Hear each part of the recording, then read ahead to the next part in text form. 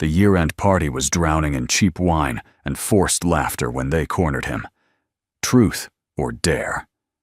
Ethan Parker lost. His coworkers, sharp with envy and boredom, dared him to do the impossible: go upstairs to the CEO's suite and sleep with her. They expected him to back down, to fumble, to fail. But he stood up. He walked to the elevator. And when Claire Donovan opened the door, she didn't look surprised. She looked him straight in the eye and said, "I'm tired of waiting. What took you so long?" It started the way most bad decisions do, with alcohol, peer pressure, and a room full of people who had nothing better to do than watch someone else squirm. The company's year-end party was held in the same sterile conference hall it always was, decorated with the same tired streamers and the same uninspired playlist looping through cheap speakers. By 9 o'clock, the formalities had dissolved. Ties were loosened. Heels were kicked off under tables. Someone had brought tequila, and someone else had brought a deck of cards that nobody used. What they played instead was a game far more dangerous. Ethan Parker sat near the back, nursing a glass of water.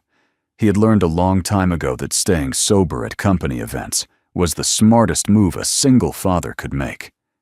He had a daughter waiting at home with a babysitter who charged by the hour, and he had no interest in being the subject of Monday morning gossip. He kept his head down, his responses polite, his presence minimal. That was how he survived in places like this. But tonight, survival wasn't enough. The game had been going on for 20 minutes when someone called his name. Ethan looked up to find a half circle of faces staring at him, some amused, some curious, some outright hostile. At the center of it all was Greg Holloway, a mid-level manager with a gut that strained against his shirt and a grin that never quite reached his eyes. Greg had always resented Ethan. It was the kind of resentment that came from watching someone else do their job well without making a show of it. Greg raised his glass in a mock toast and said, "Your turn, Parker. Truth or dare?" Ethan should have said truth. He should have picked the safer option, answered some benign question, and let the game move on. But he saw the look in Greg's eyes, the way the others leaned in like wolves, circling prey, and he knew the truth wouldn't save him. They wanted a show, so he gave them the only answer that wouldn't make him look weak. "Dare," Ethan said quietly. The room erupted. Someone whistled. Someone else clapped. Greg's grin widened, and he leaned back in his chair like a man who had just won a bet he didn't deserve to win. He let the moment hang there, milking it before he finally spoke. "All right, Parker, here's your dare." Greg gestured toward the ceiling, toward the executive suites on the floor above them. "Go upstairs, knock on the CEO's door, and sleep with her." The room went silent. Then it exploded into laughter, disbelief, and a few nervous glances exchanged between people who weren't sure if Greg had just crossed a line. Ethan felt his stomach drop. He stared at Greg, searching for any sign that this was a joke, but the man's expression didn't waver. Neither did the eyes of everyone else in the room. Claire Donovan, the CEO, the woman who had built this company from the ground up and who could fire half the room with a single email. She was brilliant, intimidating, and completely untouchable. She didn't socialize. She didn't flirt. She didn't even attend these parties most years. But tonight, she had made an appearance, stayed for exactly 45 minutes, and then disappeared upstairs to her private suite in the building. And now Ethan was supposed to walk up there and proposition her. He should have laughed it off. He should have told Greg to go to hell. But the room was watching, waiting, and Ethan knew that if he backed down now, it would follow him. The whispers, the jokes, the subtle undermining of his credibility. He had worked too hard to let that happen. So he stood up. The laughter died. A few people exchanged glances. Someone muttered, "No way." Greg's grin faltered for just a second, as if he hadn't actually expected Ethan to move. But Ethan didn't look at any of them. He set his glass down, straightened his jacket, and walked toward the door. Behind him, the room erupted again. Voices overlapped, placing bets, making predictions. Someone said he'd be back in 5 minutes.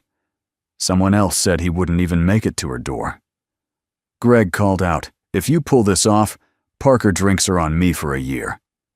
Ethan didn't respond. He stepped into the hallway, and the noise faded behind him.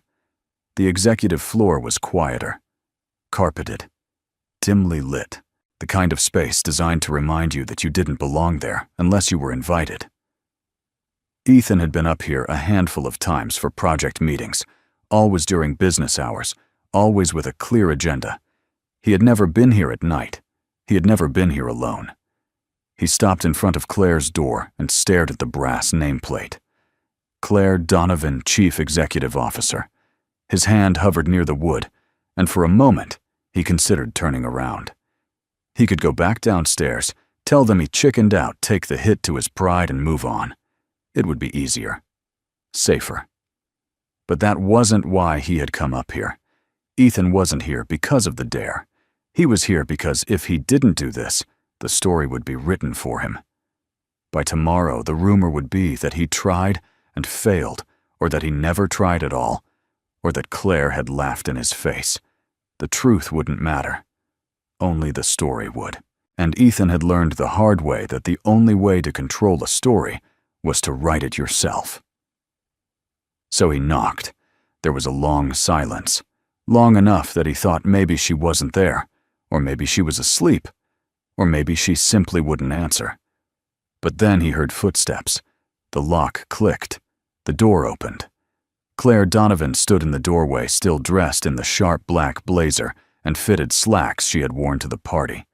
Her dark hair was pulled back, and her expression was calm, unreadable. She looked at him the way a scientist might look at an interesting specimen, her eyes moving from his face to his posture, to the hallway behind him. "Ethan," she said. Not a question, just his name. He opened his mouth to explain, to apologize, to say something that would make this less humiliating. But before he could get a single word out, Claire stepped aside and gestured into the room. "Come in," she said. Ethan hesitated. This wasn't how he had imagined this going. He had expected her to shut the door in his face, or to ask him what the hell he was doing, or to call security. He had not expected her to let him in. But she was waiting. So he stepped inside. The suite was smaller than he expected. Clean. Minimal. A desk near the window, a small sofa, a door that presumably led to a bedroom. There were no personal touches, no photos, no clutter. It looked like a space someone passed through but never lived in.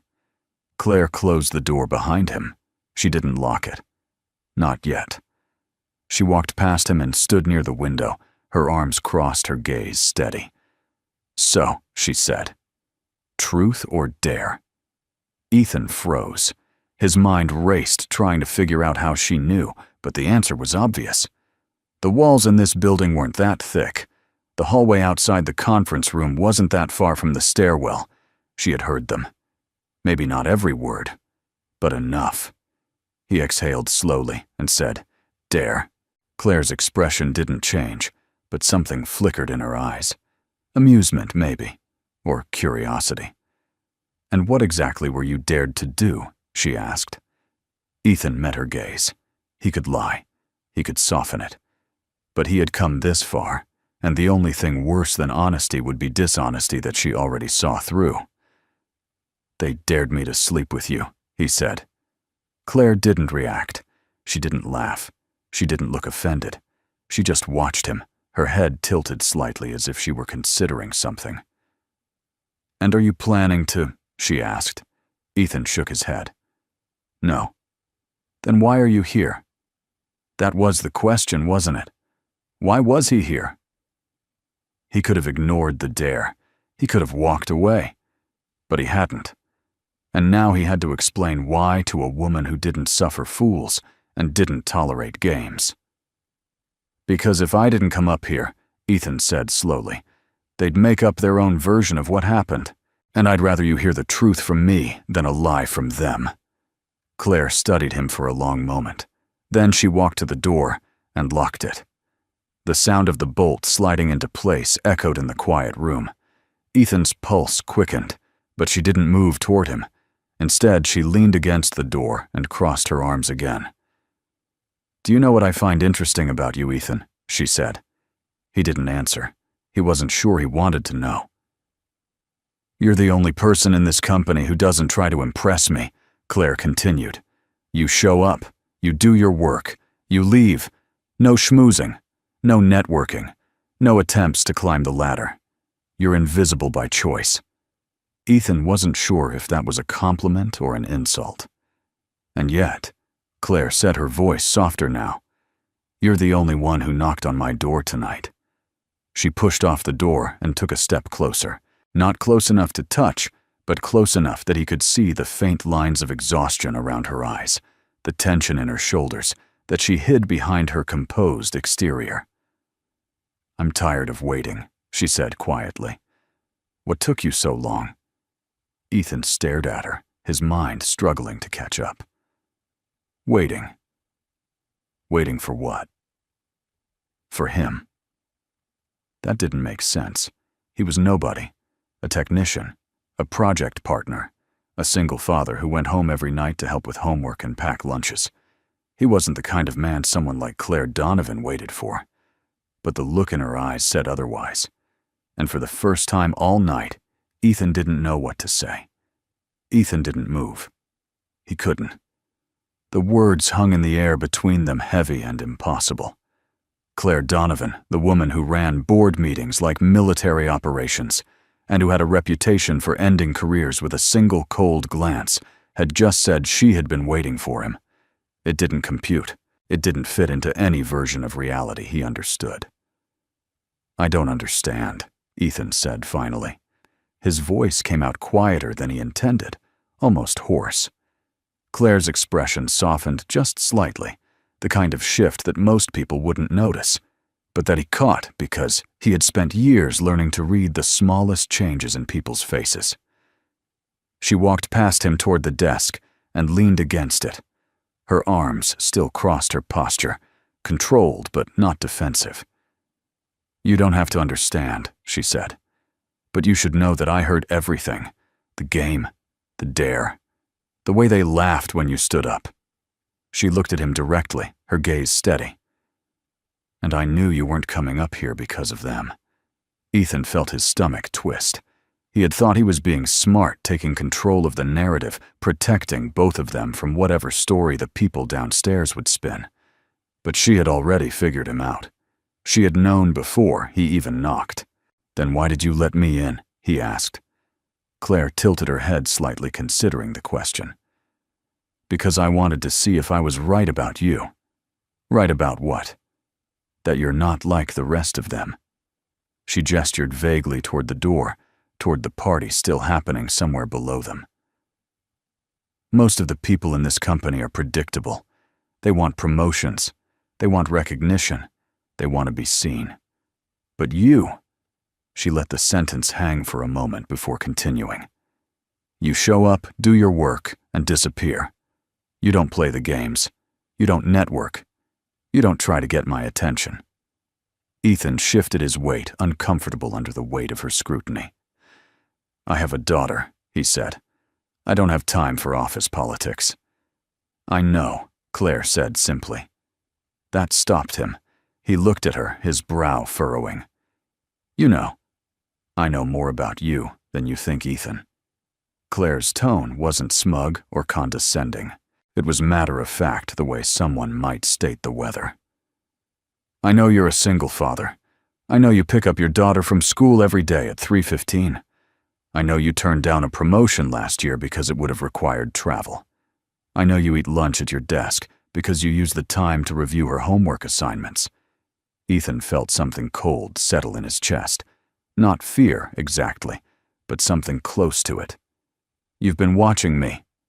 "Not watching," Claire corrected. "Noticing. There's a difference." She straightened and took a step closer, her arms falling to her sides. "Do you know how rare it is to meet someone who doesn't want something from me? Who doesn't try to leverage every interaction into an advantage? You're the only person in this building who treats me like I'm just another colleague." Ethan didn't know what to say to that. He had never thought of it as treating her any particular way. He had just been doing his job, keeping his head down, trying to make it through each day without incident. The idea that she had been paying attention, that she had noticed him at all, felt surreal. "I didn't think you even knew my name," he admitted. Claire smiled faintly, the first real expression he had seen from her all night. "I know everyone's name. It's part of the job. But yours?" She looked away for a moment as if searching for the right words. "Yours, I remembered." The silence stretched between them, but it wasn't uncomfortable. It was the kind of silence that happened when two people were figuring out what came next, neither of them sure how to navigate the space they had suddenly found themselves in. Then from outside the door there was a sound, muffled voices, footsteps, someone laughing. Ethan's body went rigid. He turned toward the door, his instincts screaming at him that this was about to get much worse. Claire noticed his reaction immediately. She crossed the room in 3 strides and pressed her ear to the door. Her expression darkened. "They're out there," she said quietly. "Who? Your coworkers. At least 3 of them. Maybe more." She stepped back and looked at him, her jaw tight. "They're listening." Ethan felt his pulse spike. Of course they were. Of course they couldn't just let it go. They wanted proof. They wanted a story. They wanted something they could take back downstairs and turn into gossip that would last for weeks. "How long have they been there?" Ethan asked. "I don't know. Long enough." Claire walked to the center of the room and turned to face him. "What do you want to do?" Ethan ran a hand through his hair, his mind racing. He could leave. He could walk out right now, face whatever jokes or jeers were waiting for him, and go home.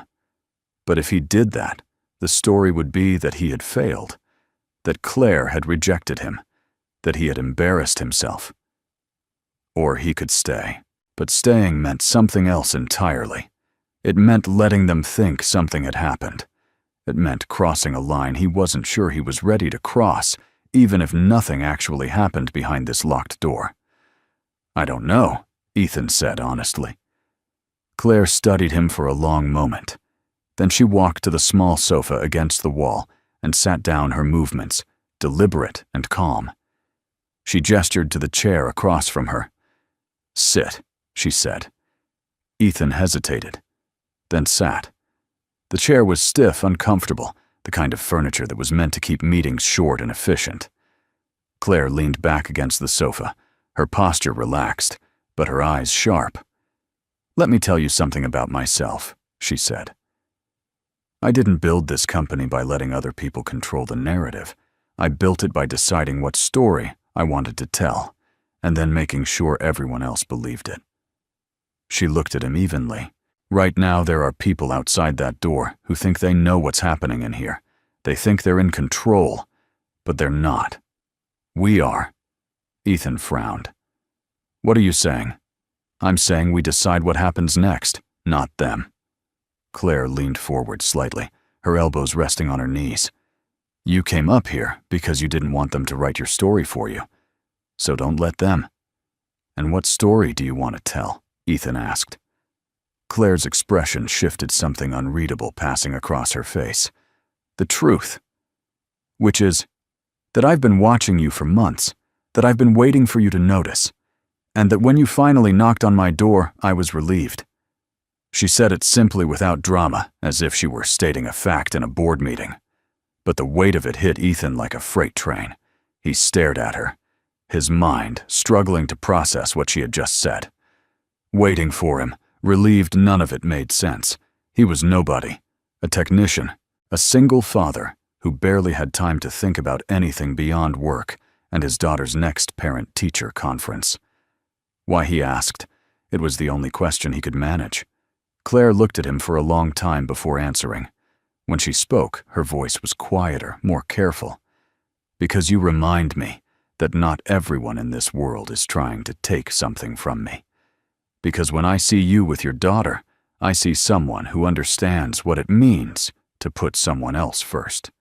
Because you don't see me as the CEO. You see me as just another person doing her job." Ethan didn't know how to respond to that. He had never thought of himself as anything special. He had never thought of himself as someone worth noticing. But Claire was looking at him like he was the only person in the room, and it made something inside him shift. "I didn't come up here for this," he said quietly. "I know," Claire replied. "But here you are." The silence stretched again, heavier this time. Ethan could still hear the faint murmur of voices outside the door. He could still feel the weight of the decision pressing down on him. He thought about his daughter, asleep at home. He thought about the babysitter who was probably watching television and waiting for him to get back. He thought about the people outside this door, waiting for a story they could twist into something it wasn't. And then he thought about the woman sitting across from him who had just admitted something that must have cost her more than he could understand. "I should go," Ethan said, standing up. Claire didn't move. She didn't try to stop him. She just looked at him, her expression unreadable. "You can," she said. "But before you do, I need you to understand something." Ethan stopped his hand halfway to the door. "I'm not asking you to stay because of some dare," Claire said. "I'm not asking you to stay because I want something from you. I'm asking you to stay because, for the first time in a very long time, I'm tired of pretending I don't care about someone I actually do." Ethan turned back to face her. Her eyes were steady, but there was something vulnerable in them now, something raw that she had been hiding behind the composed exterior. "I don't know what to do with that," Ethan admitted. "You don't have to do anything," Claire said. "Just know that it's true." Ethan stood there, caught between the door and the woman who had just turned his entire understanding of the night upside down. He thought about all the reasons he should leave. He thought about all the reasons he should stay. And in the end, he realized that neither choice would be easy. But one of them felt honest. He took his hand off the door. He walked back to the chair and sat down. Claire's expression didn't change, but something in her posture relaxed just slightly. "So what now?" Ethan asked. Claire leaned back against the sofa, a faint smile playing at the corner of her lips. "Now we talk. Like two people who don't have an audience. Like two people who actually matter to each other." And for the first time all night, Ethan felt like maybe he had made the right choice. Outside the door, the voices grew quieter. The footsteps retreated. And inside the room, two people who had spent months orbiting each other finally sat down and started to figure out what came next. They talked for an hour, maybe longer. Ethan lost track of time somewhere between Claire telling him about the first company she had tried to start, the one that failed spectacularly, and him admitting that he hadn't always been a single father, that there had been a wife once briefly who had decided motherhood wasn't what she wanted and left before their daughter turned 2. He didn't tell that story often. He didn't like the way people looked at him afterward, like he was something fragile that needed careful handling. But Claire didn't look at him that way. She just listened, her expression neutral, but her attention complete. When he finished, she nodded once as if filing the information away somewhere secure, and then she told him about the year she spent sleeping in her office because she couldn't afford rent and a product launch at the same time. They weren't trading traumas. They were just two people who had spent so long being careful that honesty felt like a relief. Eventually, Ethan glanced at his watch. It was nearly midnight. The babysitter would be furious. He stood, and this time Claire stood with him. She walked him to the door, but didn't unlock it immediately. Instead, she looked at him with something that might have been hesitation. "What happens now?" she asked. Ethan thought about that. He thought about the people who had been listening outside the door, who had probably already gone back downstairs to spread whatever version of events they had decided on. He thought about walking into the office on Monday and facing the stares, the questions, the assumptions. He thought about his daughter waking up in the morning and asking him why he was so tired. "I don't know," he said honestly. Claire nodded slowly. "That's fair." She reached for the lock, but didn't turn it yet. "For what it's worth, I meant what I said. All of it." "I know," Ethan replied. And he did. He could see it in the way she stood, the way she looked at him, the way she had let her guard down for just long enough to let him see the person underneath the title. "But I can't," he added quietly. Claire's expression didn't change, but something in her eyes dimmed slightly. "Can't what?" "Can't do this. Not right now. Not like this." Ethan ran a hand through his hair, searching for the right words. "I have a daughter who depends on me. I have a job I need to keep. And if I walk out of here and let people think something happened, or if something actually does happen, it changes everything. For both of us." Claire was quiet for a moment. Then she unlocked the door, but kept her hand on the knob, preventing it from opening. "You think I don't know that? I think you're braver than I am," Ethan said. "No." Claire shook her head slightly. "I'm just more used to people talking about me. You're not. And you have more to lose." She opened the door a few inches, just enough to check the hallway. It was empty. The voices were gone. Whoever had been listening had given up and left. She turned back to him. "Go home, Ethan. Kiss your daughter goodnight. Forget this ever happened." "Will you?" he asked. Claire smiled, but it was a sad smile, the kind that didn't reach her eyes. "No, but I'll pretend I did." Ethan wanted to say something else, something that would make this easier, or clearer, or less painful. But there was nothing to say. So he stepped into the hallway, and Claire closed the door behind him without another word. The walk to the elevator felt longer than it should have. Ethan kept expecting someone to appear to ask him what had happened, to demand details he didn't want to give. But the floor was silent. When the elevator doors closed and he descended back toward the lobby, he felt the weight of the night pressing down on him like a physical thing. By the time he reached his car, his phone was already buzzing. He pulled it out and saw a flood of messages. Greg had texted 3 times, each message more insistent than the last. Someone named Marcus from accounting had sent a string of question marks. There were 2 missed calls from a number he didn't recognize. Ethan scrolled through them all without opening a single one, then turned his phone off completely and drove home in silence. The babysitter was asleep on the couch when he arrived. He paid her double what he owed, apologized for being late, and waited until she left before he finally let himself collapse into the armchair by the window. His daughter was asleep upstairs, her breathing soft and steady through the baby monitor he still kept on the kitchen counter, even though she was 7 now and didn't really need it anymore. Ethan sat there in the dark, replaying the night over and over in his mind. The dare, the walk upstairs, the way Claire had looked at him when she said she was tired of waiting, the way she had let him leave without trying to stop him. He thought about what it would have been like if he had stayed, if he had crossed that line, if he had let himself believe even for a moment that someone like Claire Donovan could actually want someone like him. But he hadn't, and now he had to live with that choice. His phone stayed off for the rest of the weekend. On Saturday morning, his daughter asked him why he looked so tired, and he told her he had stayed up too late at a work thing. She accepted the explanation without question and dragged him outside to help her build a fort in the backyard. They spent the afternoon stacking cardboard boxes and draping old sheets over lawn chairs, and for a few hours, Ethan forgot about everything else. But Sunday night, the dread crept back in. He knew what was waiting for him at the office. He knew the questions, the looks, the rumors that had probably already spread through every department. He thought about calling in sick, but that would only delay the inevitable. So Monday morning, he got up, got his daughter ready for school, and drove to work like he always did. The office was buzzing when he arrived. He could feel it the moment he stepped through the door. People looked up from their desks. Conversations stopped mid-sentence. Someone near the break room whispered something to a coworker, and they both glanced in his direction before quickly looking away. Ethan kept his head down and walked to his desk. He logged into his computer, opened his email, and tried to focus on the backlog of messages that had accumulated over the weekend.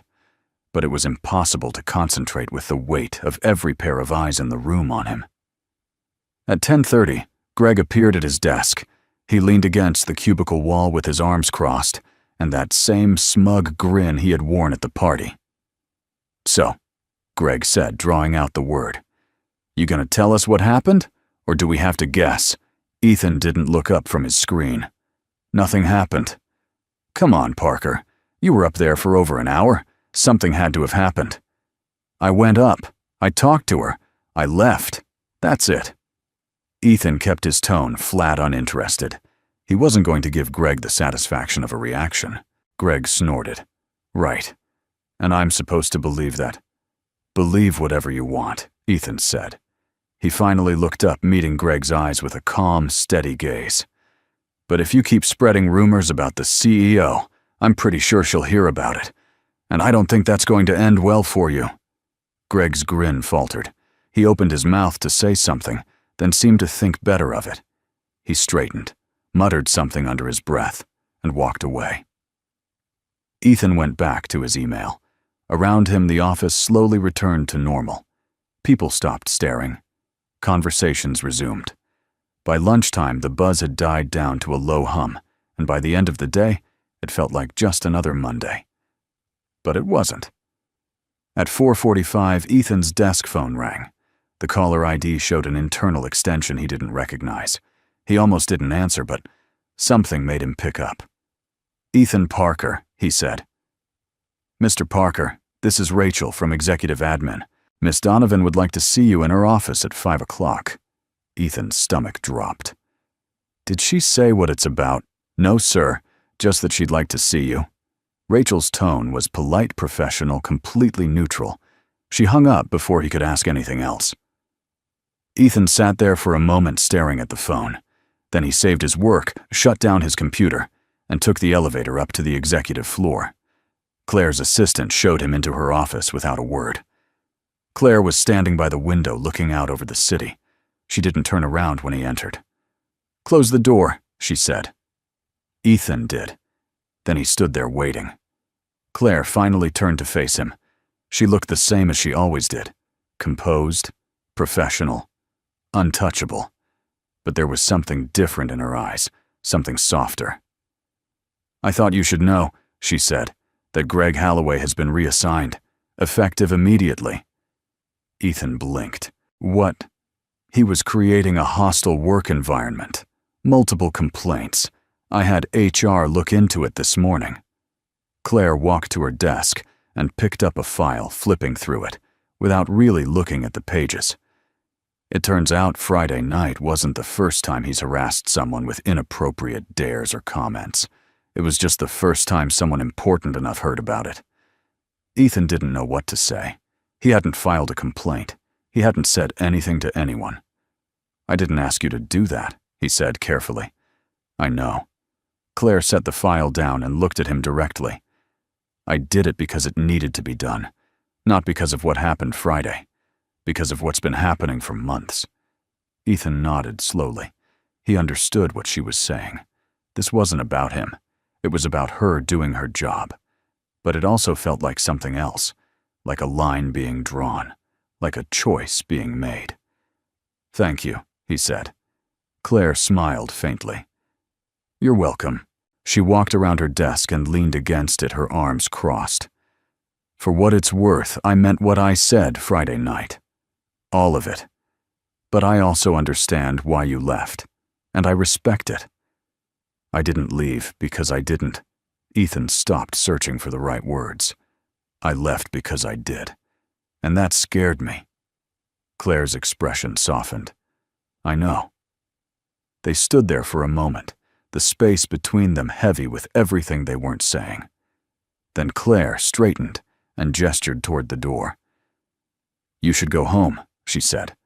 "Your daughter's probably waiting." Ethan nodded. He turned to leave, then stopped with his hand on the door. "Claire." She looked up. "Yes, if things were different." He trailed off, not sure how to finish the sentence. Claire smiled again, and this time it was genuine. "They're not. But maybe someday, they will be." Ethan left without saying anything else. He took the elevator down, walked to his car, and drove home. His daughter was waiting at the kitchen table with her homework spread out in front of her. She looked up when he came in and grinned. "You're on time," she said. "I always try to be," Ethan replied. He sat down next to her and looked at the math problems she was working on. They were harder than they used to be, but he could still help. And as he sat there, guiding her through fractions and word problems, he realized something. He had made the right choice, not because it was easy, but because it was honest. Because he had chosen his daughter, his stability, his integrity over a moment that might have felt good, but would have cost too much. Someday, maybe things would be different, but for now, this was enough. This story shows how one brave choice can change everything in a quiet way. It feels touching because Ethan chose honesty, respect, and his child over pride and rumors. If this story moved you, please like the video, subscribe, and share your thought in the comments.